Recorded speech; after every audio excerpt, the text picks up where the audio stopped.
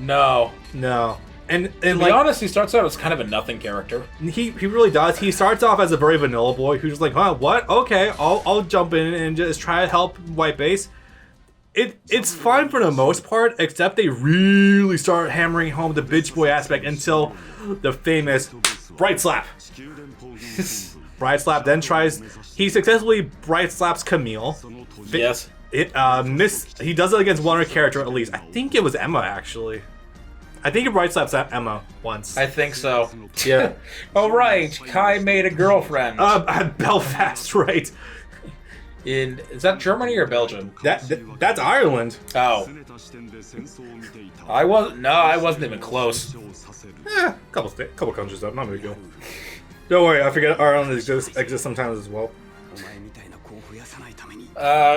Yep, capital of Northern Ireland. He tries to slap Judo, and then Judo dodges, and then ends up punching him in the face. Parried. And then he never even tries. Judo Reform. Oh my god, we condense all of Ireland into like one picture, and now we're at Jaburo already. Yep. Oh my god. And then Judo manages to completely reform Bright, and so he doesn't even try on fucking Banagher. Which, if anyone ever needed a man the fuck up slap, it's Banana. I will never not refer to Banagher as Banagher, despite having a very close semblance to my last name. I know how it feels, by the way. No, we just always refer to him as Banana because he's deserving of such a degrading title because probably the worst protagonist. It's a toss-up between him and Ko. Okay. Ko Araki's pretty terrible. This is gonna go on for the 2 minutes. Okay, Brandon is rattling off the last year and a half in his head. Let's see where this goes.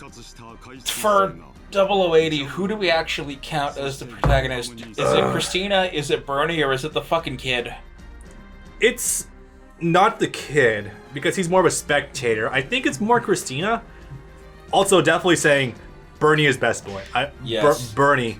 Despite being... right, this has been there for a while. We've just forgotten to do it. Despite being a delicious hamburger. I'm sorry. Oh, okay. Oh, yeah, you can change partners. I forgot you can do that actually in story mode. Fuck. They lock you out of it in 1 or 2 stages, and you completely forget about it. If you want to count the kid as the main character, first of all, I'm sorry that we would do that. But it makes sense. What the hell are you playing as? Unironically, what are you playing as right now? You don't know? No, I don't. What the hell is it? What is this thing? You don't know about Gunboy? No? Wait. That's not. This thing isn't from 00, is it? Yes. The fuck? It's not Lyle's mech. What the? Yes, it is. Is it? Yes. It is very purple from a distance. Oh, that's because you're looking at the DOMs. This is green. I swore I was looking at it. It was purple. Fuck him. Okay. Also, admittedly, I just remembered. I only remembered Lyle's mech as having like just a sniper rifle and that's it. But okay.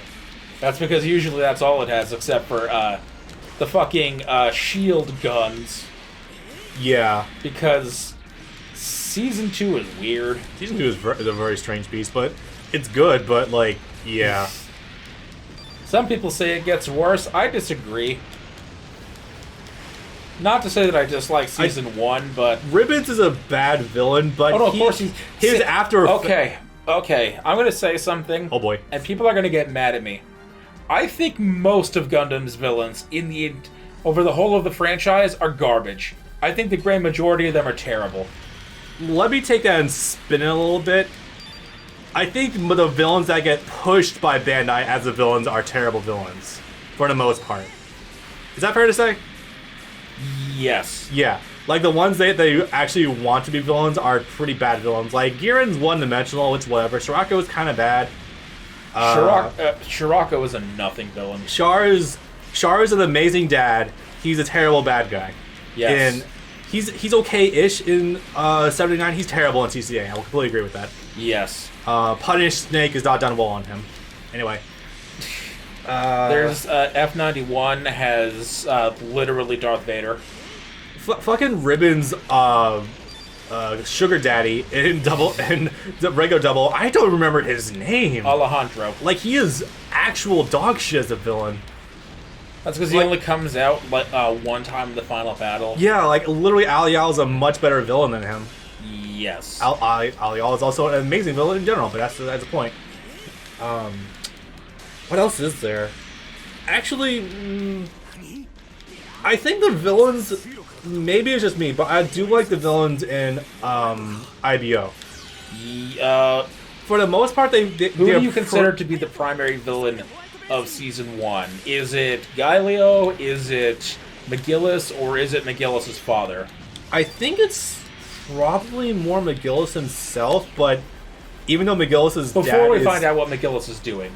Well before we find out what McGillis is doing. Yeah, I think probably Gaelio is more the villain. And I guess Ein. Fuck Ein. Okay, if Ein is the only bad villain we have to talk about with IDO, we're doing something right. Well, hold on, because there's also the guys that are... Wow, this is hilarious timing. There are also the guys that are trying to steal the election. My god, I really gotta rewatch Season 1 of IBO. Because there's the guys that are like, we're going to set up all these mobile workers all across the city and slow down your car as much as possible so you literally cannot even get to the Parliament office. Fuck, I damn, those last few episodes of Season 1 were nuts. Ein is such a better character when you stick him in a brain jar. That's terrible to say, but it's absolutely true. Also, be careful of be very careful of your north base. You can lose that. You can lose. Is it these children are killers? Is it okay to kill these children because they have also killed people? Real thing that Ein. I don't know what the hell his full name is, but Ein says. I'm not sure, but I would like to also bring up more goofy ass designs from the late 70s. These Zegok, I fucking love it. It's one of my favorites. Zegoks are so dumb looking. They look like giant sponges. Holy crap! The weird. Okay, Mazinger. That show, from what we've seen, also with like the new movie, like a lot of mechs in there have like these really goofy ass like pipe sort of arms. Yes, the boss Borat. Yeah. They're so dumb looking, and it's obvious that was done with a purpose. That's because Mazinger was designed to actually be a cartoon, not a war story. Yeah, I mean that much is obvious. Like Mazinger almost feels like a parody of itself, but in a good sort of way. It's like it's almost like British humor, but just taking a piss out of itself. It's great. Yes. Even the Mazinger itself is just kind of ridiculous looking. Anyway, sorry. But no, like late 70s design is hilarious. I may have picked the wrong suit to combine with Amuro's skills. Amuro is not very good in gun right now. He gets good in gun way later. That's not true. He already has a good gun set. His primary output is melee in the earlier sets. That's not true. He's always had primary gun prowess. In fact, I think they all share the same exact stats between all iterations. Boy, that would make switching between them pointless. Yeah, yeah. But I think I know that because like all Chars had the exact same stats with primary investment in melee damage. Is Char a shit pilot? No, he's a good pilot. I wonder about that sometimes. You would think so. I think that's just I'm gonna chalk it up to him not really being protected by plot armor a lot of the time. And also, obviously, having the job out to White Base and a bunch of little teenagers. The reaction that Char had to learning that he's been getting his ass kicked all over the world and in space by a 14-year-old boy is hilarious. 17, but yeah. No, I think he's like 16. I'm lowballing it with 14, but I'm pretty sure he's actually like 15 or 16. Something like that. Char himself, I think, is actually 17. No. No, Char is 20 because he's drinking. Oh, right. You're right. Because here's the... Wright himself is like 17, I think.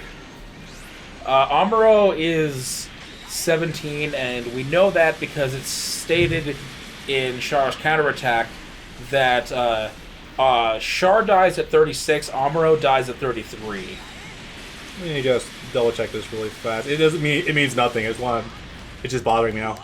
No, he's not 29. He's 29 in Zeta. Is he? I thought he was older, actually. Nope.